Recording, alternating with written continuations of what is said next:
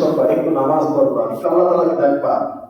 তোমাদের জন্য আল্লাহ তাআলা এমন নিয়ামত সৃষ্টি করেছেন, মা আইনুন রাআত, এমন নিয়ামত সৃষ্টি করেছেন যে নিয়ামত কোনো চোখ কখনো দেখেনি। আচ্ছা, কোন চোখের ভিতরে কি শুধু মানুষের চোখ আছে না ফেরেশতাদের চোখ আছে? তাহলে বুঝা গেল কি এমন নিয়ামত আল্লাহ সৃষ্টি করেছে সেই নিয়ামত ফেরেশতারা দেখে না, একমাত্র আল্লাহই জানে কি নিয়ামত।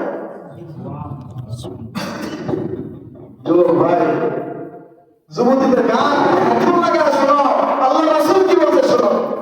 আল্লাহ রাসূল বলতেছে এমন কণ্ঠওয়ালা নারী, এমন কণ্ঠওয়ালা হুর আল্লাহ তাআলা সৃষ্টি করেছে,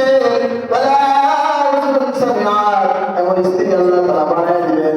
দুনিয়ার নারী ওইখানে মা-বাবার মধ্যে ঘুরে বেড়াতে চাবে, আমার বাদ দিয়া আপনারাই হবেন আসল হুর। আপনারা হবেন কি আমল করে যদি নিজেকে জান্নাতি বানাইতে পারবেন, স্বামীর জন্য জান্নাতি হুরদের সরদার আপনি হতে পারেন। সুবহানাল্লাহ সুবহানাল্লাহ।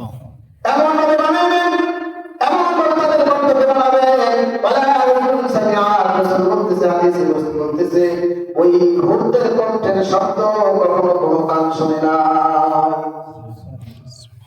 এটা তো মামুলি কথা, সাধারণ কথা।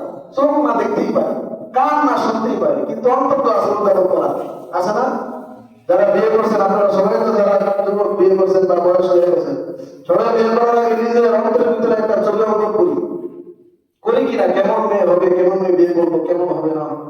তো যাই হোক, আল্লাহ রাসূল সাল্লাল্লাহু আলাইহি ওয়াসাল্লাম বলেন এমন নিয়ামত আল্লাহ তাআলা রাখছেন, চোখ তো দেখি না, কান তো শুনি না,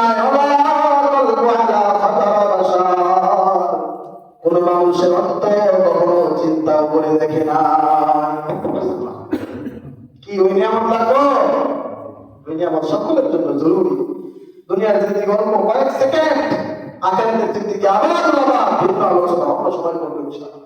আল্লাহ আমাদের সকলকে অল্প সময় নিয়ে চিন্তা করছি, মাফ করে দিয়ে আসলে